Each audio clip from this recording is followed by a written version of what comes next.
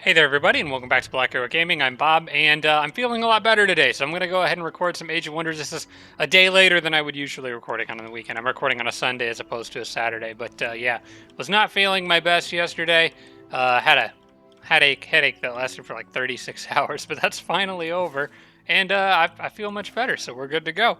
I'm going to go through most of the comments this week. I think I can go through in between turns, but there was one from Marcus Heron that I want to address first. Something I haven't been doing in this series and probably should be doing is that I should be getting things ready. Like, for example, this I'm making the ice or frost castle here. I should be queuing production. This one, it doesn't matter as much because it's got 2 turns left, but it's good to do this anyway. So like here, I know I'm going to want for the Ice Queens, I'm going to want a Magic Academy to come after that Frost Castle. So just in case the hurry production thing triggers on, like, let's say that only had 1 turn left. Let's just pretend that says 1. If the city autocomplete triggered, I would actually get both of these in 1 turn. So it's good to have at least one thing on the back burner in every city. Same thing here. I'm just going to go ahead and set this up now. Now, this city has been producing items. And what I'm doing is I'm changing up how I handle items because I get so many requests for different types of items. So I'm just creating like an item list that I'm going to carry over with me from episode to episode. I've got a bunch of stuff on there already. I think the next thing that I probably want is, let's see, we need Undead Healing for the Theocrat. The Theocrat's not alive yet, but I think that's a good idea because I'm going to have the Theocrat be hanging out with the Necromancer underground. Maybe the Seeker Helmet and a Longbow for Mogwai, that would be, or for Iggy, that would be kind of useful. Also, there were some other items on there: Fear Strike, Fearsome, Tireless, and Defender for Zari. One thing was move the Ghoul Curse book to the Necro. That's probably not a bad idea. I think it's this Meandor's autobiography.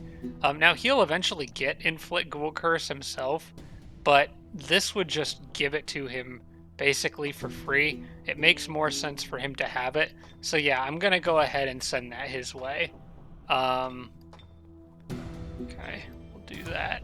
And then she could use a Seeker Helmet, and there was another request for Seeker Helmet and a Longbow for Iggy. So I think what I'll do is I'll go into the Forge item here, and let's go to Weapons. Let's give Iggy...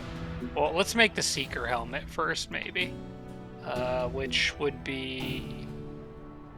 Seeker... Okay, there it is. It's cost a full 5. So what looks like a Druid Seeker Helmet. I think there is actually one. You know what? We'll just call this the Seeker Hood. That looks cool. Not the Seeker Hood. Seeker. There we go. So we'll just put that in the item queue, and that'll take a good 4 turns to finish. But I'm going to actually need a couple of those. I think what I'll do... Actually, I'll just queue up several items here, because this kind of makes more sense. Let's make something that looks like a bow if we can get one. Is this all swords? Shouldn't there be... How do you actually make a longbow? I don't know if you can, actually. I don't think you can make longbows. I think you can make melee weapons. Unless I am terribly overlooking something here, but... Or maybe it'd be in the jewelry items? Predator, no, it wouldn't be in there. Maybe it's in, it could be in here somewhere. Fire musket, yeah, it's gotta be in here somewhere. Shoot longbow, there it is. Should make it like a gun. No, I would end up just confusing myself. We'll find the longbow in here somewhere. There's the crossbow. There it is. And we'll just call it a longbow. There we go. Otherwise, I'm going to end up confusing myself. Might make another... and I'll go ahead and queue up production of one more Seeker's Hood after that. At some point in here, I may need to shuffle some of these around. Actually, you know what? That's good enough for now. Because at some point in here, I might need to shuffle some of that stuff around. So I don't want to waste time like typing something in and then redoing it. It kind of depends on when Zari comes back, because some of the items are going to be for her, and that's going to kind of depend on when that Resurrect Hero spell pops up. So yeah, that was pretty much it. I'm gonna continue and look at some of my other cities. Like this one here is doing the observatory, so we'll go ahead and what am I gonna actually use this city for? That's a good question.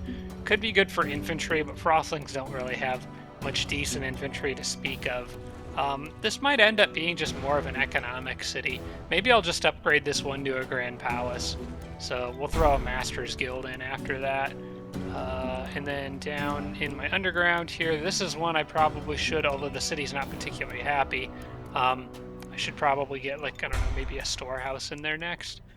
And what else can I get? I'm sure the Tigran City, that's working on a siege workshop.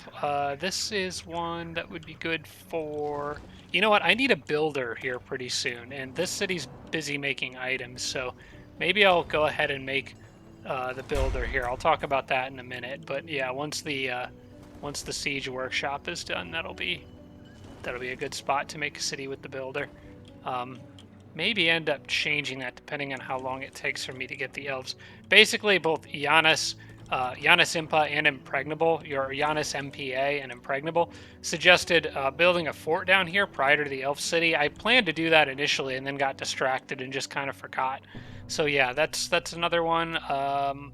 I have this laboratory here. Impregnable made a good point that I don't really need this. He did a very, I'll talk about this shortly, but Impregnable did a very complicated breakdown of research costs and how long it's going to take me to get to all knowing based on my current research output. And basically said I don't need that much more research to get most things in either 1 or 2 turns. But I did already, as you can see, there's already been a turn invested into this laboratory, so I am going to let it finish, just so that doesn't go to waste. But yeah, after that, he suggested a siege workshop, so I'll queue that up. The Orc City is also working on the siege workshop. Out here, maybe next up we could do a hospital.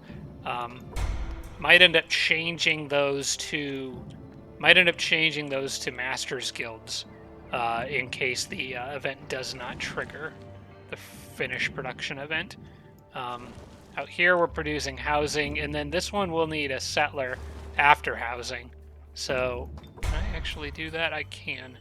So we'll do that, although that one's very unlikely to get a happiness event. I think the rest of my stuff is, I think there's one more city. Okay, the Draconian city out here. That's doing the Builder's Hall. We can do... we'll do a storehouse next, help with growth. And then I think underground, there's a couple. So I've got this one here. I think I already did the goblin one to the east. So that one's almost done with the laboratory. We'll put a siege workshop in there. I think production's just normally a good thing to go for if you don't know what else to do. Laboratory we're doing here. Anaridum Bardari made a good point about this city, that there's the last army that came after this city was pretty easy for this group to handle, but the next one might be harder, especially if it includes an assassin. So I might want to think about this city's defense a little bit. I probably need to summon some stuff down here. I want to clear this really badly, but I'm going to have to do it almost entirely with summons unless there's a easy path out there. I probably could dig a path. I would like to make a path for Iggy's armies to get out there, but I guess they've also got Bone Dragon stuff to deal with over there, so maybe... I think I'm going to be relying largely on summons for this place. So yeah, we'll do the Observatory and then probably a Master's Guild, just to have something in the queue for all these cities. And I guess we do have this one other dwarf city here. So maybe an observatory for the extra. That's going to be another primarily economic city, so might end up going for a Grand Palace there. Okay, so that should take care of most of that stuff. Now, there was one thing I wanted to do before the next turn. I was kind of waiting on this, but then I realized that I don't know why I'm really waiting on this. I can go ahead and have my druid do this battle here. I don't see a reason not to. They're halflings, sure, but they're in the snow, so they're not going to get lucky. And I can heal the mammoth up a bit. He still has 53 health on him, So there's really no reason for me not to go ahead and do this fight. So I'll go ahead. Very likely victory. Yeah, we've got this. It's just a bunch of cranky halflings in the snow. Well, okay, never mind. In the volcanic terrain. Even worse for them, but also not great for me. That's okay. They're the ones who can't get lucky. I wouldn't be able to get lucky anyway. Alright, we're going to... I think we're going to take out... I want to take out the Jester because it can scare my spider. Actually, I'm going to do that. We'll get rid of the Jester first, which I think I can do from here. Oops. Nope. That wasn't the right spot to move to. Crap. Well, now I can still take out the farmer. I'll do that. Or at least do quite a bit of damage to him. Can I finish him with this guy and then move away? Possibly. I would need a high roll, or would need to inflict immolation and or bleeding, which would do it. Oh, I just straight up got a high roll. That works. Okay. And then I'm gonna you back off here. Guard her from an attack by the pony rider. This guy is a little beat up, so we're gonna... No, we'll back him up there. And we'll use this guy, put this guy here, kind of behind that rock wall. And then I want the spider to sort of stay away for the moment. I don't want it to get panicked and flee the battle. But I need to get it back in there for XP. Okay. Now I should be able to kill that Jester. He actually moved into exactly the spot where the last one was standing, so that's easy pickings now. Alright. Oh, I wish I had left that spider just a little bit closer. Okay. I can get this farmer, which I actually would like to do because he's got pikemen. Or he is a pikeman. I'll leave you on defense. And I'll leave the spider on defense here. Damage could he do if he charges? Is this a ×2 spot? Yep. Okay. I don't want that. Leave the spider just out of his range. He might not see much action this time around, but that's okay.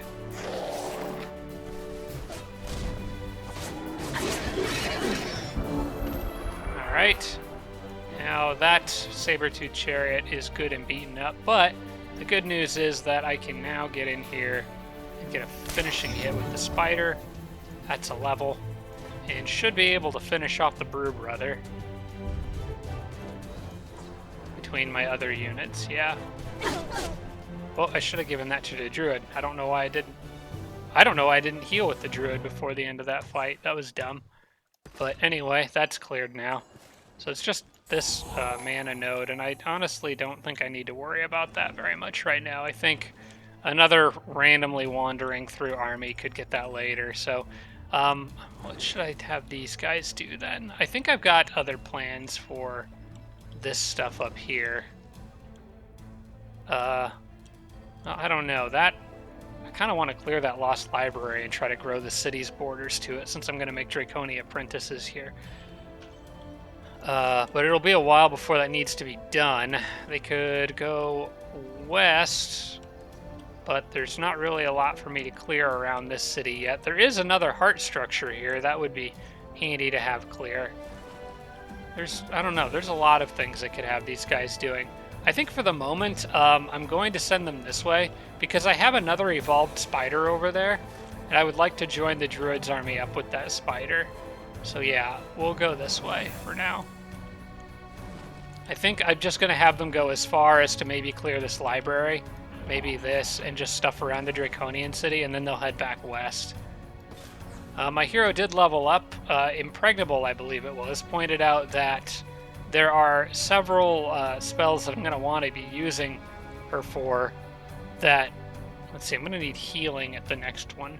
So for now, Druidry would be good. I'm going to need more casting points for her, basically, for Summon Beast Horde and Summon Ancestral Spirit. So yeah, I think Druidry is a good call for her. We'll do that. And then on the next level, she should be able to get healing, which is going to really massively help this army out. Okay, and that's it for this turn, I think. We can go ahead and I'm going to quick save. And we'll go to the next turn. All right, so let's talk about general feedback from you guys. What's going on? So the next thing, the next comment I want to talk about is from Indrid Cass, another YouTuber actually, but bigger than I am. So it's nice to see him watching and commenting on my videos.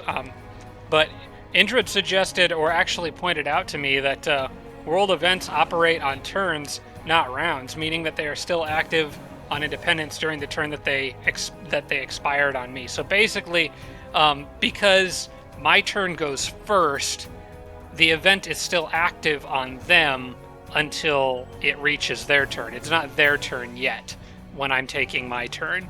So this essentially opens up some interesting exploit opportunities, because things like Starblades, for example, would actually be very beneficial for me to, like, well, let's see, Starblades would go active on my turn and would be a disadvantage to me if it's not active on them yet. So, like, the final turn of... No, wait, no, Starblades would be an advantage to me, yeah. So, like, the first turn that Starblades goes active, theoretically it would be active on me, but not active on the Independents yet, if this works the same way at the beginning for these global events as it does at the end. So theoretically, this was all my own thoughts, not Indrid's. But Starblades, like, on the very first turn, would actually give me that lucky bonus without giving it to anybody else. But on the very last turn of Starblades, or more specifically right after it expired for me, it may not have expired or it won't have expired for the computers, which would make it a disadvantage to me on that final turn. Similar thing with Omen of the Dove, except Omen of the Dove is more of a debuff. So because it's more of a debuff, Omen of the Dove is actually better for me to use the turn immediately when it expires for me, because it lowers physical damage rather than providing a buff.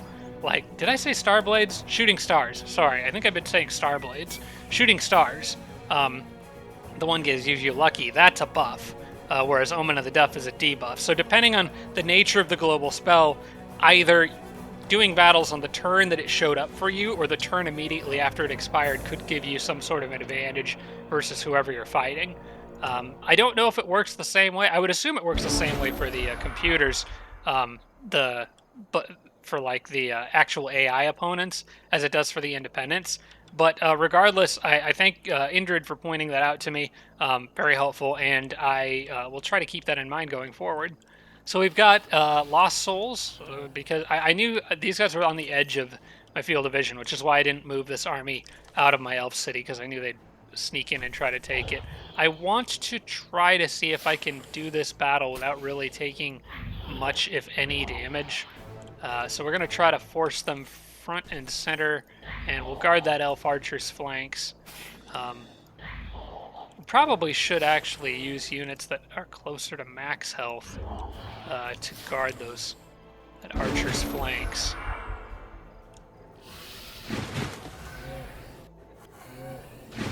So, like, I think I want this guy here, and this one's pretty weak. Oh, the crit. All right.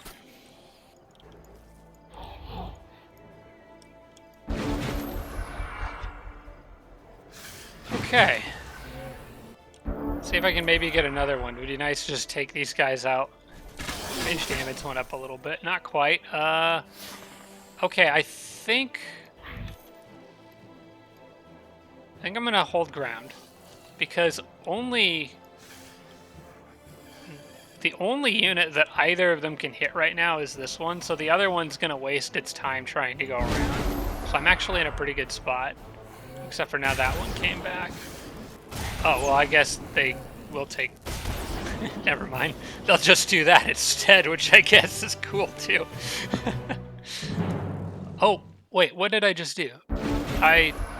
So there was a pop-up, like, as I was just clicking to pan the map around.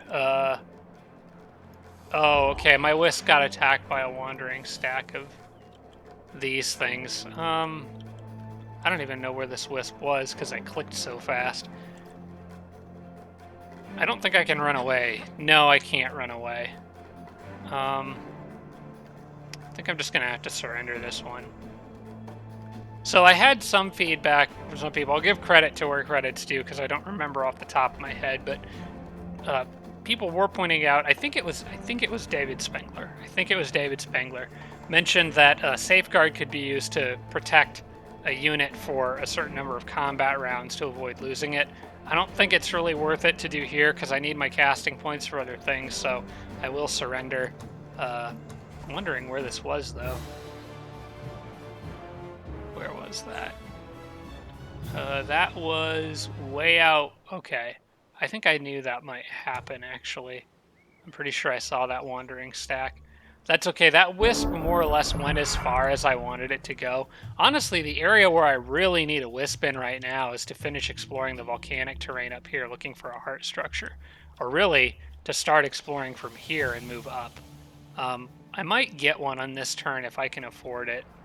But for now, I get my Eldritch Horror.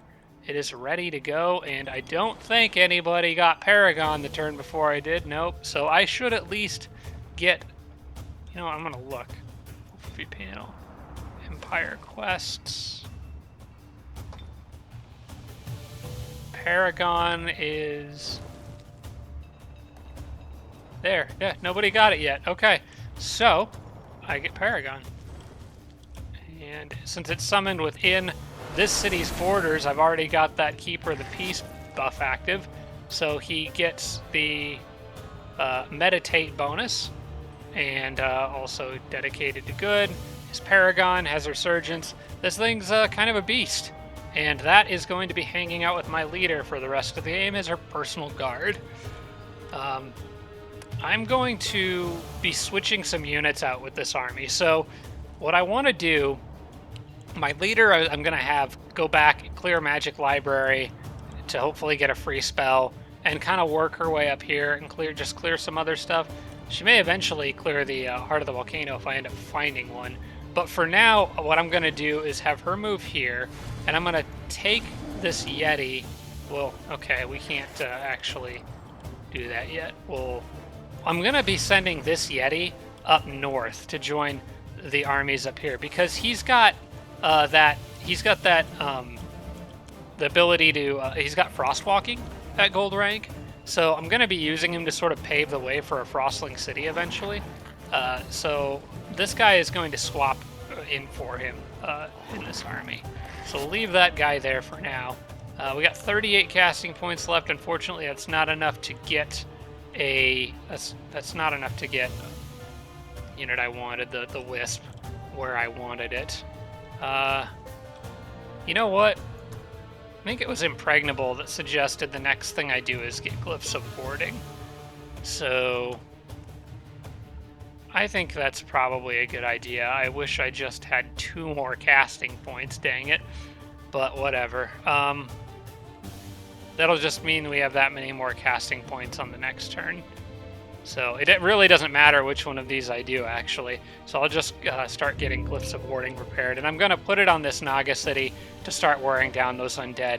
Since these armies here plus the Yeti are going to start working their way up in that direction, I would like those undead to be dealt with by the time they arrive. He needs to join up with them.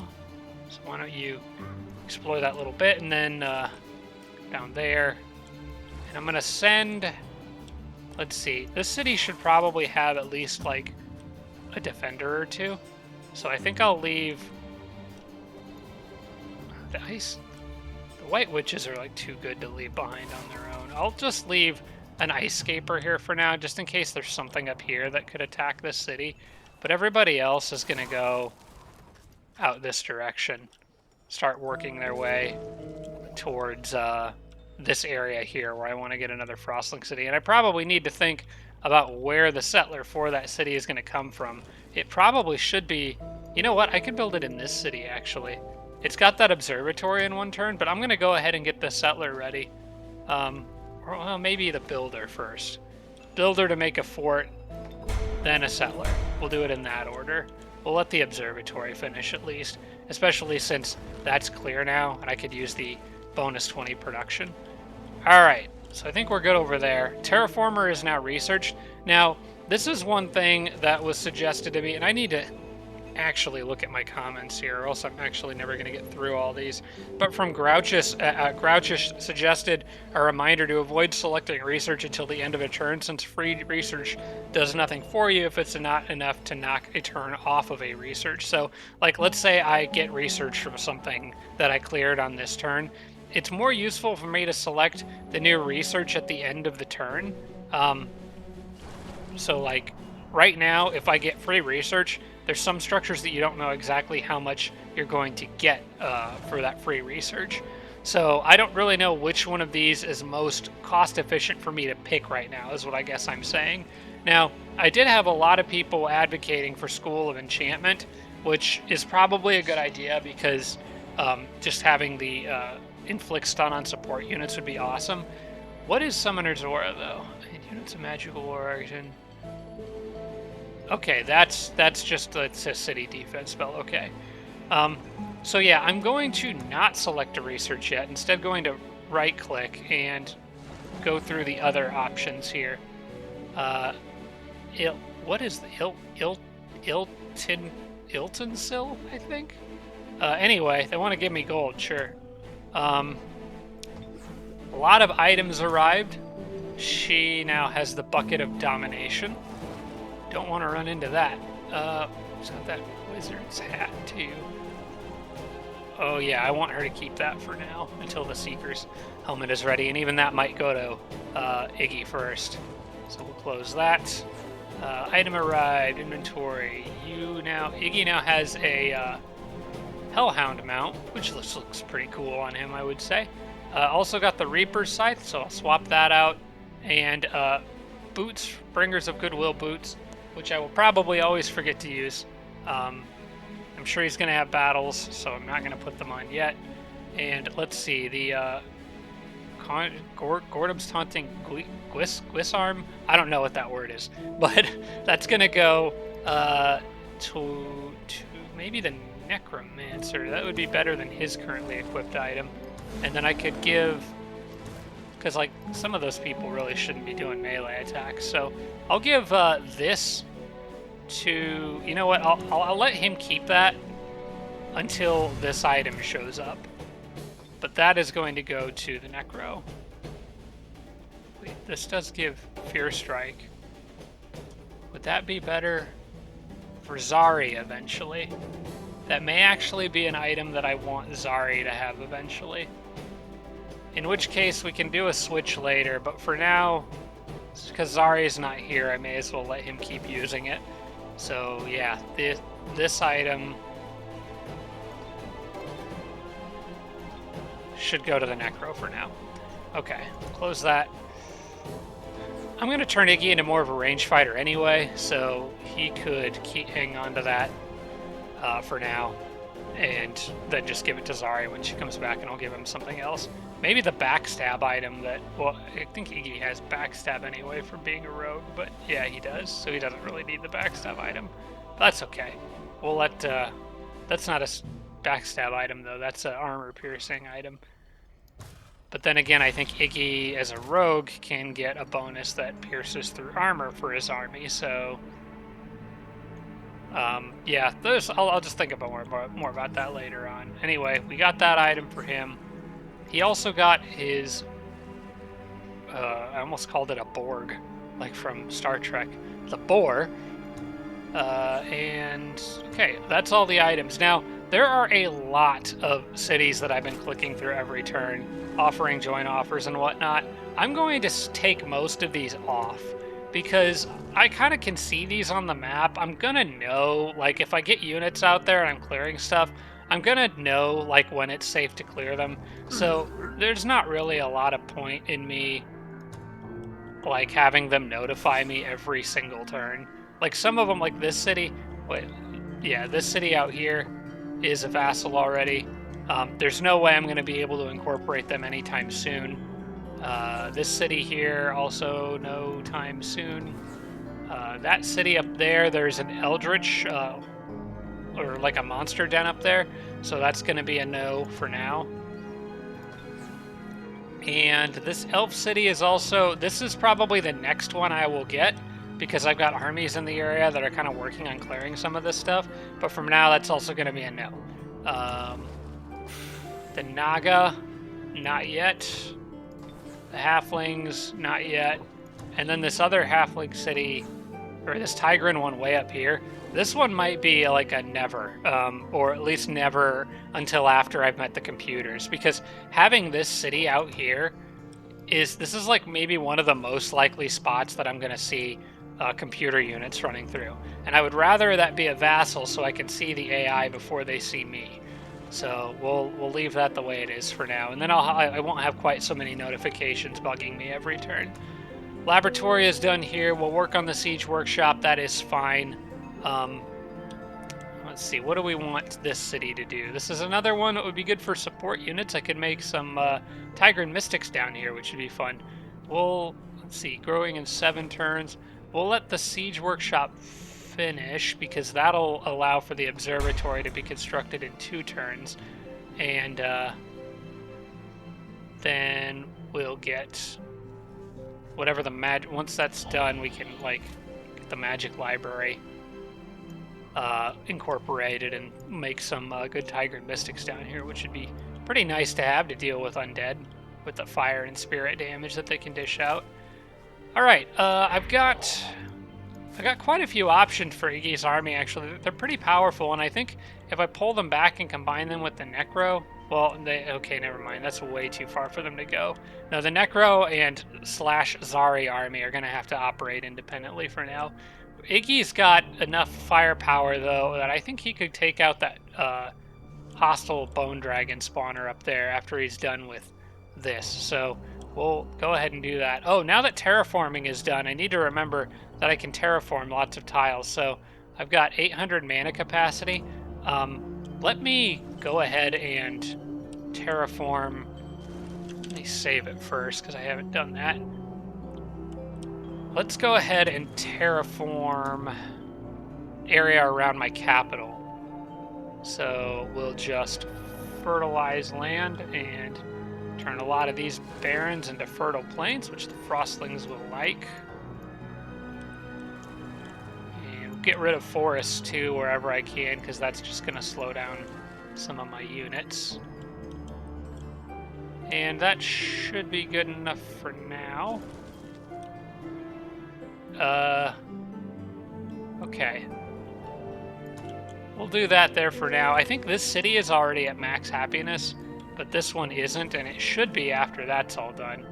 It was fairly close, actually.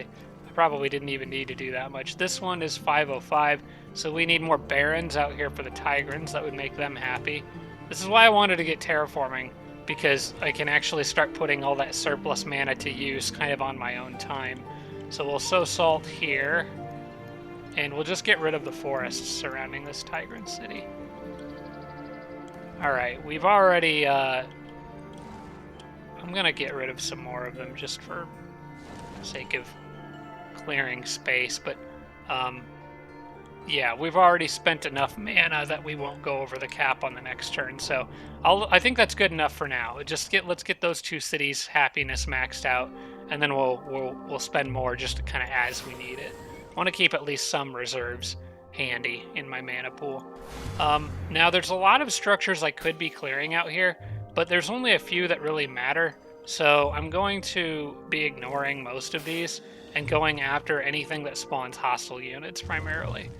I can get these haste berries, so that's nice, and then I can go in for the kill on these guys. Now, this battle might be tough because they do elemental damage that my guys won't handle necessarily that well, but well, the Deathbringer does. No, he does do some physical. Okay. It's a Frostling Deathbringer, so he's got frost weapons. Let's move up and do this anyway, just before they spawn more crap. This is closely matched. I don't really like that. Might need... You know what? This has got to go though, regardless. So I'm gonna do it. If I lose some summons, I lose some summons. I'll make more. But these things need to go. Fortunately, they didn't charge me, which means I can probably like get a good setup with my longbow here. I'm gonna go at him from this angle and try to target that lost soul that's sort of on the front that left there.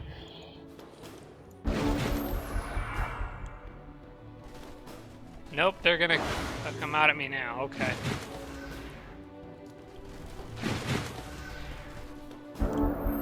Okay, well, I could still get a good shot off with him. Probably on that one. Alright, let's position you here, and maybe you can eat those guys alive like you did the last Lost Souls in the other battle. Okay, and we'll kind of leave the Phantasm Warriors a little bit more in the back. Let the Node Serpents take most of the beating for this first round. Watch, he healed that, and it's going to come in and just die in one hit anyway. Yep. Okay.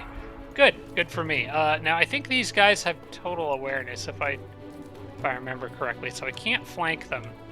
But there's nothing stopping me from dealing out some decent damage by just straight up shooting them, so I think that's what I'm going to do. And then that'll kill. Alright. Now it's just a matter of tracking down those reanimators. Now, whoever has the most health is the one that I want standing on these things. He's got 38, 42, 21, and 40.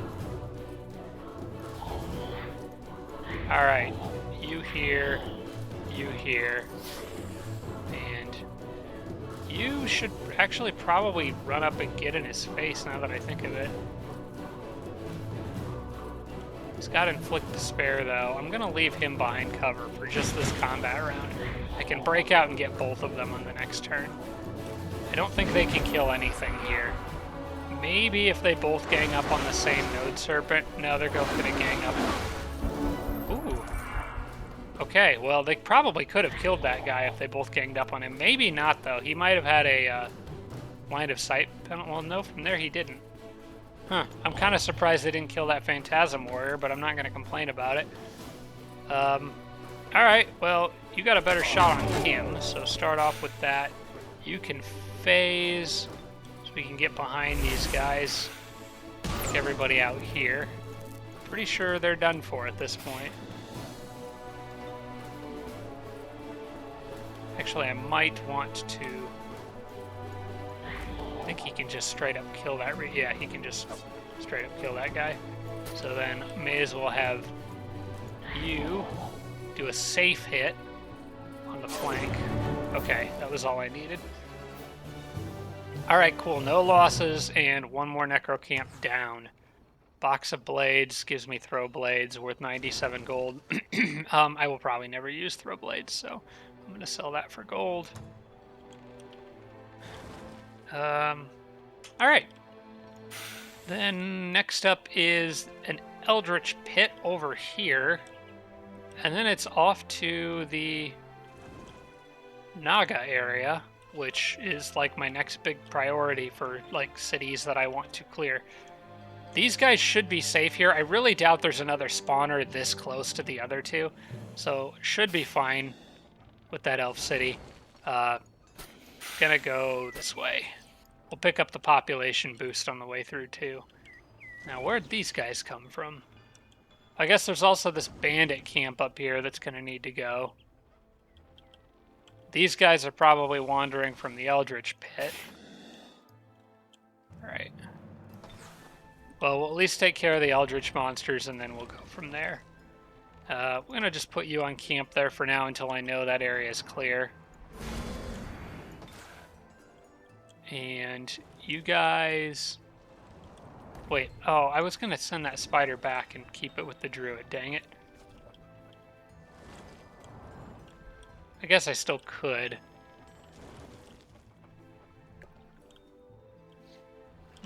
Actually, you know what? I feel like I want to swap some units around.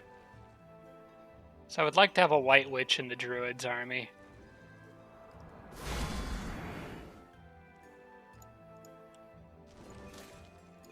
Could really use all this healing here. At least a couple stacks of it.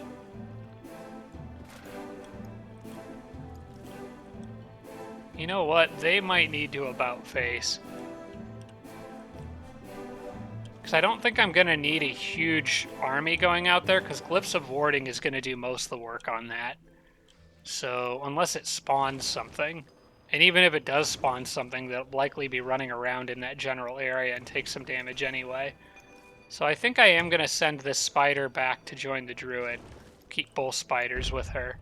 And maybe one of the white witches can come back and join her. In which case, I'll go ahead and take the chance with this guy and take him out. And we'll go with the mammoth and that crew plus the goblin. These two will come join the druid. I think that's probably how I'll do it. And then maybe the druid with the spirit protection will be enough. Because they do get spirit protection, right? That's something they can upgrade to. She doesn't have it yet, though. Oh, because I'm assuming there will be evangelists in that lost library. Would like to have spirit protection before running into that, but even without it, I might still be okay with a good enough army. So we'll we need something for her to clear. You know what I'll do? I'll bring the druid over here and use the druid to help clear some of this stuff and just get XP and level her up, get her healing, maybe even spirit protection too, and then come back and clear this, because that library doesn't need to be cleared quite yet anyway. So we're okay there. Let's see, Builder's Hall done there. We'll get the Siege Workshop, and I think that now that the borders have grown, I would like to go ahead and clear this. This army should be good enough to do it, so we're gonna try. I'm gonna try this. Very likely victory. All right.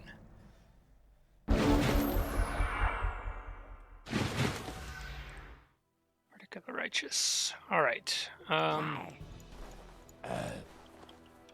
Flamer is in the back. Hellhound's in the back. The soft, squishy range units are up front, which is probably good.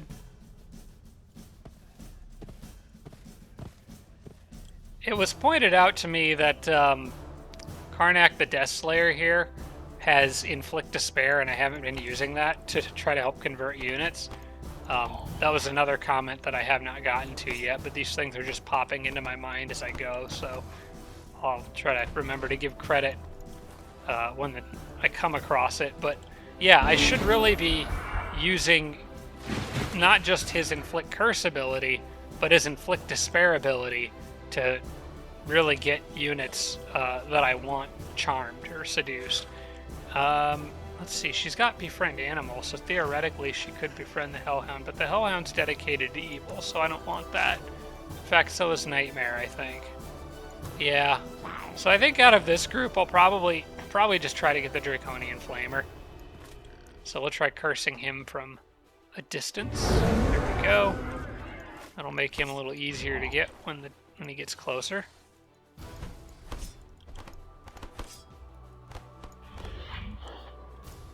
You might run up and firebomb that whole crew there.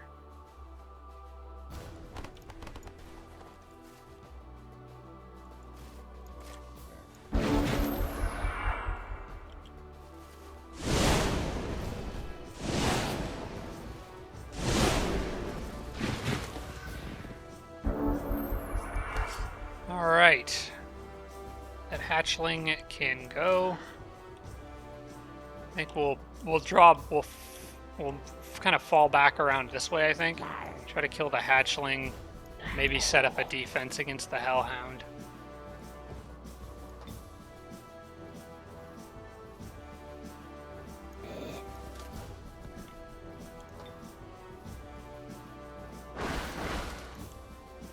Okay, that hatchling is quite dead. The flyers have that fire resistance, so I think we'll use them to guard that choke point there, and probably that guy's a little bit more beat up, but need him to guard the other choke point. Does this thing have any fire protection? It does. It's 100% fire protection. Okay, cool. Well, then you can guard this point, and we'll leave this flyer in the back ready to charge. As long as she's out of range of the horse, I'm good there.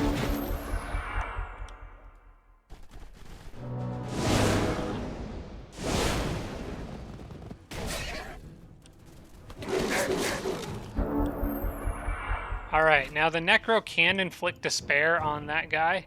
It's also going to do a lot of damage to it. So, I want to make sure I don't kill it.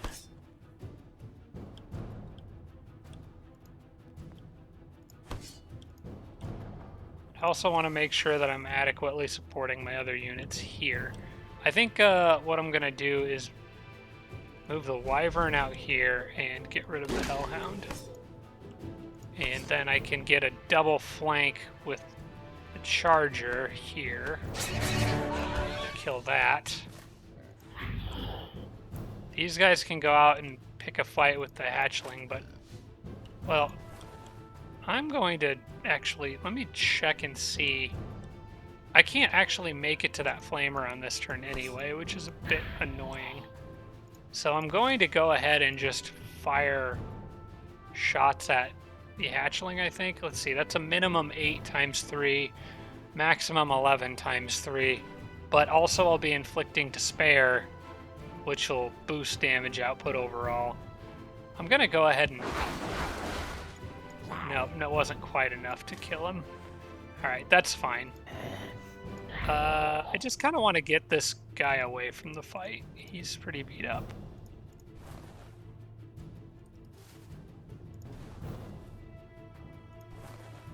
The Nymph should be okay here, I think. She can't quite get close enough to seduce yet. Good, he fumbled. Alright. Now what are my odds of seducing? 90%? I don't think it can get much better than that. Can it?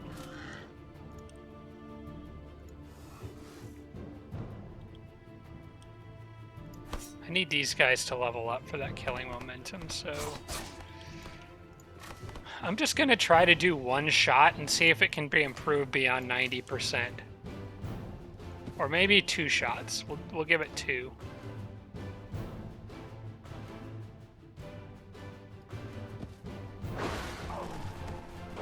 Okay. He got despaired twice. Okay, you can get it up to 95.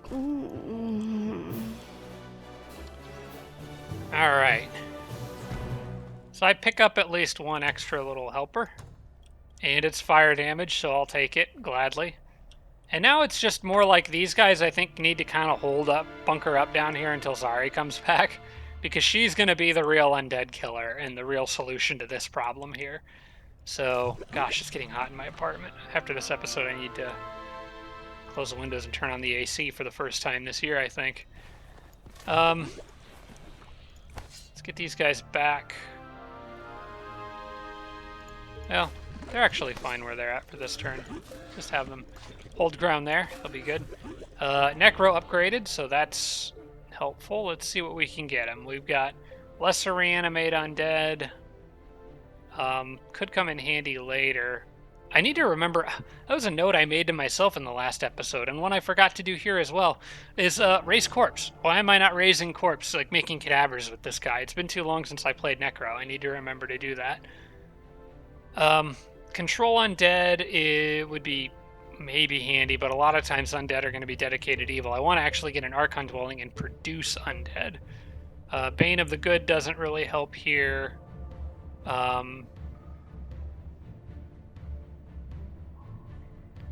He could probably always use... You know what? He could always use more casting points. Yeah, let's just give him Necromancy 1. Because he's got Stiffened Limbs, which is one of the best combat spells in the game, and it'd be nice to be able to spam that. Also throw him some extra melee strength, because why not?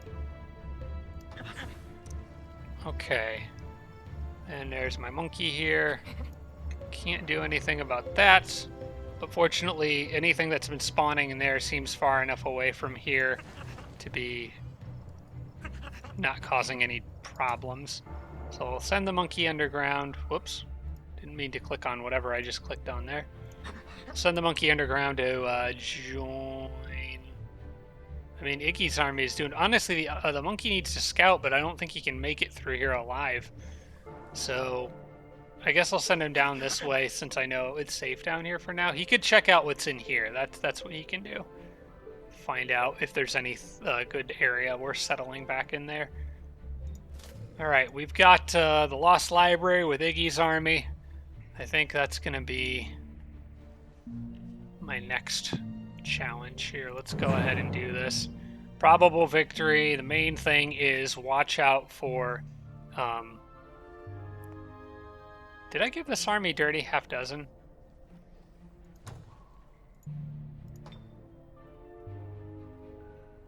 Dirty half dozen. Gives them that bonus against devout units. I think I did, and I think these guys are considered devout. Yep. So at least have a damage bonus going against these guys coming into this fight. All right. We're good with this. Let's do this.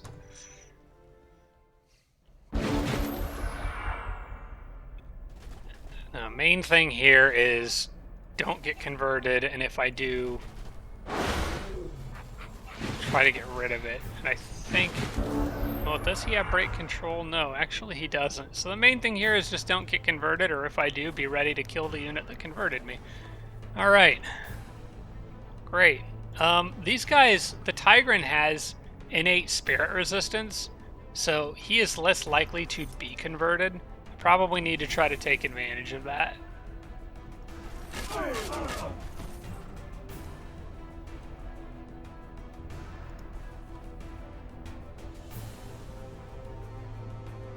How far can you reach with your laser beam? It's 4 spaces. So get him, 2, 3, 4. If I moved him up there, yeah, but he'd take too much damage.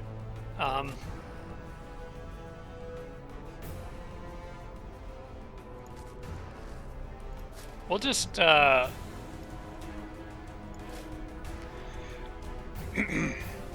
I was gonna sneeze there for a second.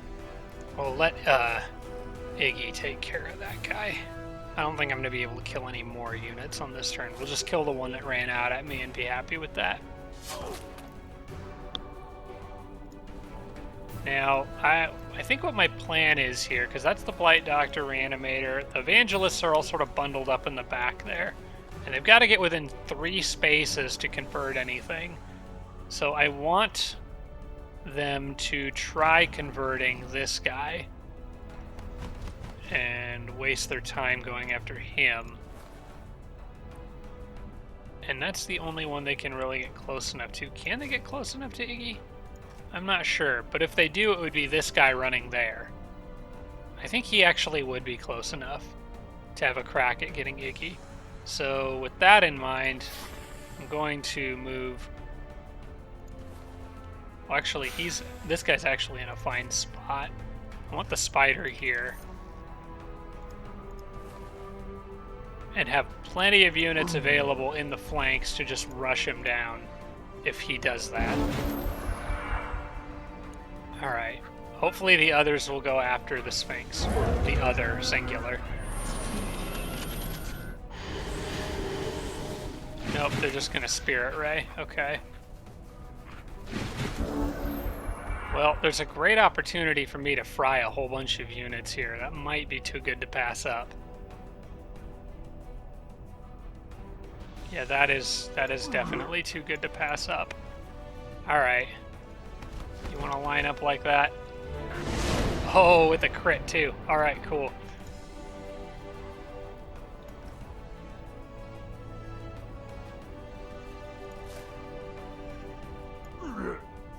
Okay, that guy can make it all the way up there. They can move, the ogre can move a bit further than I thought he could. Cool. Now at this point, running out there, I can kill 2 of the 3 evangelists. So I'm not really worried about conversions because the last one will be easy enough to get rid of. So we'll just absolutely club that guy into a paste. I think we'll try to web, and then we can farm some XP for the spider. There we go. And can pick that one off.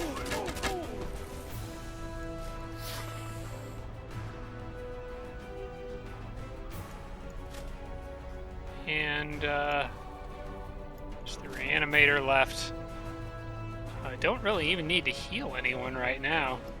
That reanimator could try to do some damage to the Sphinx. So maybe I should have Iggy ready. Or I could sprint him. I could sprint Iggy and then get him out there and just defend. Yeah, I'm going to do that actually. Just sprint and then run all the way out here and defend right here. Just to be a little nuisance. And this guy was weakened, so I'm going to kind of keep him in the back. I might phase him in to go for a kill on the next turn. Alright, we converted the ogre, but that does not matter now, because we can fix that problem. You guys can just munch on that goblin. Okay, they just evolved. Awesome. And we'll pick off the reanimator. Oh, wasn't quite enough there. That's okay. We'll phase behind you. Okay. Spider, the Sphinx, ogre. Okay, the ogre I need to make sure I kill this guy on this turn. So he has lesser flying, which means he can still get past the attack of opportunity there, I think. That's what it looks like.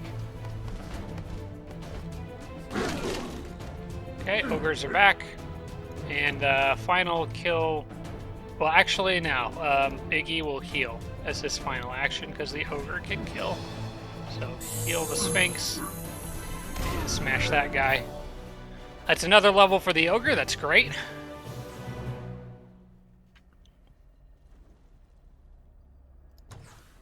Arcane Binding. Oh, crap. I forgot to do this. This was a suggestion from Impregnable, which actually this turned out okay. Arcane Binding was worth a decent amount, so we'll close that. We did get 49 research out of that. We also got Arcane Binding for free. But basically the idea was before clearing one of those structures, I actually should select a research because I want to select the... yeah, that was a cheap one, I think. I want to select the cheapest one to try to get the magic library to pick one that's worth more. So in my case, Arcane Binding was, I think, maybe the cheapest one I could have gotten out of that, and that's what it gave me. But that's okay. Now now at least I know I've got the 49 bonus research and could put that towards whatever I want. It's not going to knock a turn off anything here, but you will know if there's a little white bar next to something by the end of my turn. So there's advantages and disadvantages, I suppose, to when you select your research. In my case, I probably would have preferred to select something, maybe select Arcane Binding, because I think that was cheap, and hopefully have the magic library give me something else. Impregnable, based on some testing he did, it suggested that he thinks this can give spells up to about 400 research, at which point the magic libraries just don't give you anything more expensive than that. But more testing would need to be done to be sure about that. But regardless, by selecting a spell, you basically guarantee the library doesn't give you that one, which was the idea. You select the cheapest one so you know the library won't give you that spell, and then it'll give you something a little bit better. Now granted, a lot of these don't really matter for me because at 400 research, I'm going to be able to get most of these, or really almost all of these in one turn anyway. But the main thing that you want to keep in mind is that if a research event triggers, you want to have lots of really little cheap ones ready to go, because then you can just knock them all out all in one turn. So the cheaper the spells you have available to you before that threshold, the better. Hopefully that makes some sense. I know that's getting into some really confusing territory, but it made sense to me when I read. I had to read it a couple times, but it did eventually make sense. Okay, so we got the settler going, and 3 turns till he's done, and then I need to make sure I've got the builder. That'll be ready in 2 turns, so we're good. Everything's moving on schedule there. And let's see, we got all this area here I can dig, but I don't want to dig all of it out yet. We'll stay digging behind the walls. This is like the little mole people in the walls or something, digging around in the dirt. Somebody standing out here is just hearing all this noise, wondering what's going on. Alright, you're good. And these guys are going to stay on guard there. I do need to get something out there, but I still think Glyphs of Warning is more important right now for the sake of getting that Naga City. If I see something showing up, I do have the opportunity to cancel current research and just immediately summon something down here. So I will do that if I need to. Alright.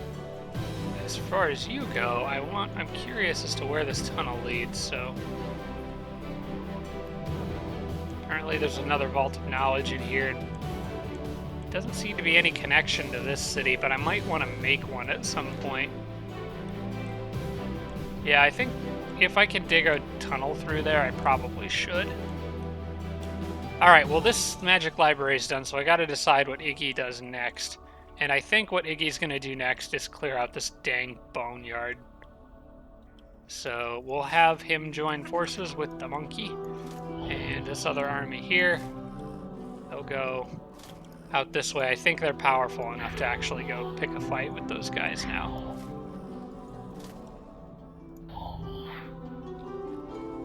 There's not really any reason for me to pick up those haste berries on this turn, so I'll just have them get it on the next. And I should have put the monkey up more with them, but now he's going to be lagging behind.